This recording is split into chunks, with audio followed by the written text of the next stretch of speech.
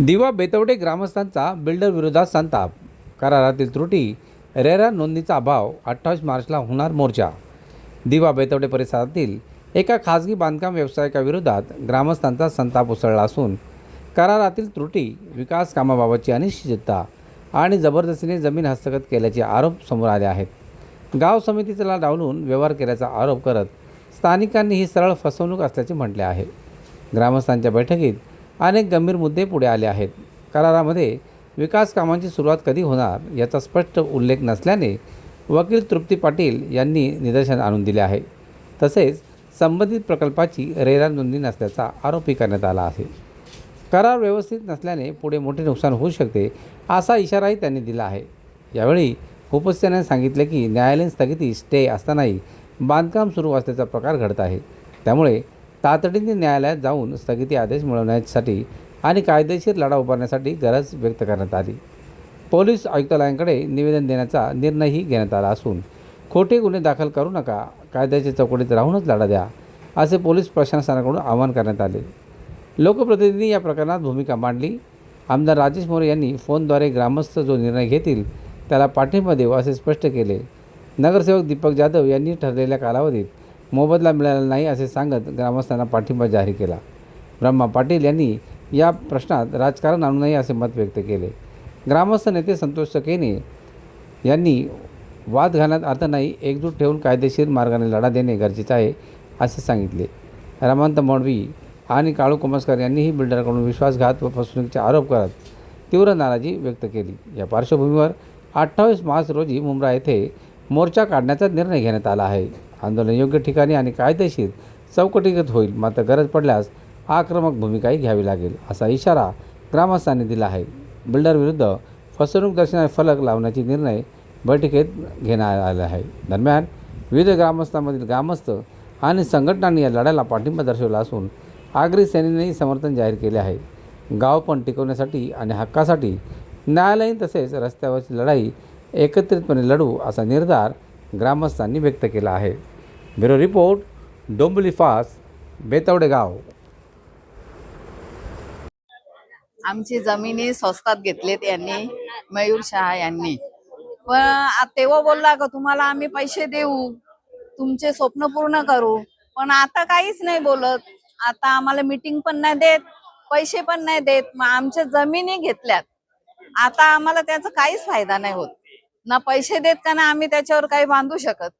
मग आम्हाला पैसे तरी द्या ना. आमचे जी बोलणी झाली ते द्या. वाढवून तर नाही देत, वरून बोलतो का कमी देऊ. आम्ही कसे ते मान्य करणार. आमचा हक्क आम्हाला मिळायलाच पाहिजे ना.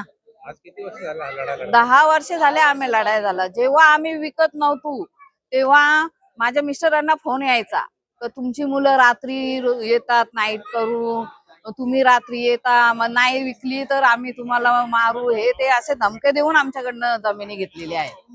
आणि आता अजिबात काही आम्हाला थाराच देत नाही त्या जमिनीत. आम्हाला न्याय मिळालाच पाहिजे. बेतोडे गावातील भूमिपुत्रांच्या जमिनी इथल्या मॅरेथॉन नावाचे बिल्डर मयूर रमणिकलाल शहा यांनी 10 वर्षापूर्वी काही जमिनी डेव्हलपला घेतल्या आणि 5 वर्षाची मुदत होती. तर आता 5 वर्ष उलटून 10 वर्ष झाली तरी त्या शेतकऱ्यांना ठरलेला मोबदला दिलेला नाही. काही ॲग्रीमेंट, नोंदणीकृत ॲग्रीमेंट असताना सुद्धा त्या बिल्डरनी त्यांना काही मोबदला दिलेला नाही ठरलेला.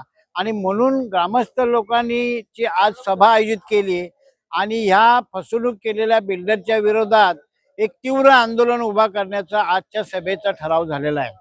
28 तारखेला मुंब्रा पोलीस स्टेशनवर मोर्चा आयोजित केलेला आहे. शेतकरी भूमिपुत्रांवर जी अन्याय झालेला आहे आणि जी फसवणूक केलेली बिल्डरने, त्या फसवणुकीच्या विरोधात ग्रामस्थांचा एक जबरदस्त मोर्चा आयोजित केलेला आहे. आणि त्या मोर्चाच्या आधी पोलिसांनी या बिल्डरवर फसवणुकीचा गुन्हा दाखल करावा अशी आम्ही या सभेच्या माध्यमातून मागणी केलेली आहे.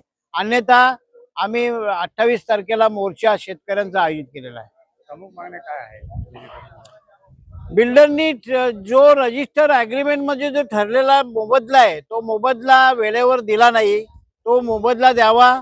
त्याशिवाय 10 वर्षे घालवली त्यांनी, आता चालू दरामध्ये प्रमाणे त्यांना मोबदला द्यावा. आणि त्यांच्यावर फसवणुकीचा गुन्हा दाखल करावा, अशा आमच्या प्रमुख मागण्या आहेत. किती बाधित आहेत, किती शेतकरी बाधित आहेत? जवळजवळ बेतोडा गाव, अर्धा गाव, जवळजवळ 20-25 कुटुंब यांची फसवणूक केलेली आहे. आणि गावात तो परप्रांतीय बिल्डर असताना गावात येऊन सुद्धा इथल्या भूमिपुत्रांची फसवणूक करतोय. हे अत्यंत म्हणजे अन्यायकारक आहे आणि हे राग येण्यासारखं आहे. म्हणून गाववाले आता भूमिपुत्र अत्यंत चिडलेले आहेत आणि या विरोधात आंदोलनाच्या तयारी लागलेली आहे.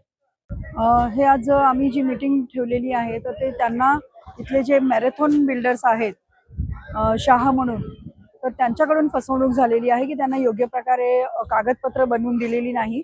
आणि एक आज 10 वर्ष झालेली आहे, पण त्यांना त्यांचा जो मोबदला दिला पाहिजे तो मोबदला पूर्ण मिळालेला नाही.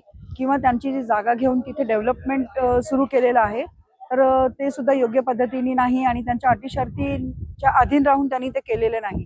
तर त्या विरोधात आता लढा देण्याचं त्यांनी ठरवलेलं आहे. आणि सगळ्या ग्रामस्थांनी म्हणजे जे बेतवडे गावामध्ये जवळजवळ 15 ते 16 कुटुंब बाधित आहेत, तर त्यांना अजून न्याय मिळालेला नाही. तर ते न्याय मिळवण्यासाठी त्यांनी जवळच्या पोलीस स्टेशनला तक्रारी अर्ज वगैरे दिले होते, परंतु पोलिसांनी त्याच्यावरती फार काही विशेष कारवाई केली नाही किंवा बिल्डरवरती योग्य कारवाई केलेली नाही. त्यांच्यावरती फसवणुकीचा गुन्हा दाखल करायची मागणी होती. कारण की आता हे मीटिंगमध्ये लक्षात आलेलं आहे की ते जे काही विकासक किंवा बिल्डर्स ह्या आगरी समाजाच्या लोकांना ॲग्रीमेंट्स बनवून देतात, तेव्हा ते लोक नीट त्याच्यामध्ये क्लॉज सगळे घालत नाही की काय काय अटी आणि शर्ती असल्या पाहिजे. तर त्या योग्य पद्धतीने न घातल्यामुळे हा त्यांना अन्याय झालेला आहे. किंवा समाजाचं थोडंसं अज्ञानता आहे की ते पूर्ण ॲग्रीमेंट त्यांनी कुठल्या योग्य व्यक्तीकडून मार्गदर्शन घेऊन ते वाचून घेतलं नाही किंवा सह्या करण्या अगोदर ते समजून घेतले नाही आणि त्यामुळे त्यांची ती फसवणूक झालेली आहे. बिल्डरनी बरोबर त्यांच्या अज्ञानाचा फायदा घेतलेला आहे. तर त्या विरोधात आता 28 मार्चला मुंब्रा पोलीस स्टेशनला मोर्चा नेण्याचं ठरवलेलं आहे आणि त्याची पूर्वतयारी म्हणून ही आजची मीटिंग आयोजित केली होती. कायद्यात अनेक तरतुदी आहे, पण प्रत्येकाची केस ही वेगळी असते. तर तो केसचा त्या पद्धतीने अभ्यास करून त्यांनी योग्य तशा कायदेशीर सल्ला घेऊन त्या प्राधिकरणाकडे ते त्यांनी तक्रारी अर्ज केले पाहिजे. की जसं इथे लोकल लेवलला असेल तर ते लोकल पोलीस स्टेशननी तक्रारी वर दखल घेतली नाही तर त्यांनी वरिष्ठांकडे जायला पाहिजे. किंवा मग जर काही सिव्हिल नेचरचं प्रकरण आहे तर त्यांनी ते कुठलं प्राधिकरण आहे की आपण ह्या फसवणुकीच्या विरोधात पोलीस स्टेशनला जर तक्रार घेतली नाही तर न्यायालयामध्ये सुद्धा डायरेक्ट आपण प्रायव्हेट कंप्लेंट दाखल करू शकतो आणि कोर्टामार्फत म्हणतो न्याय आपल्याला मिळू शकतो.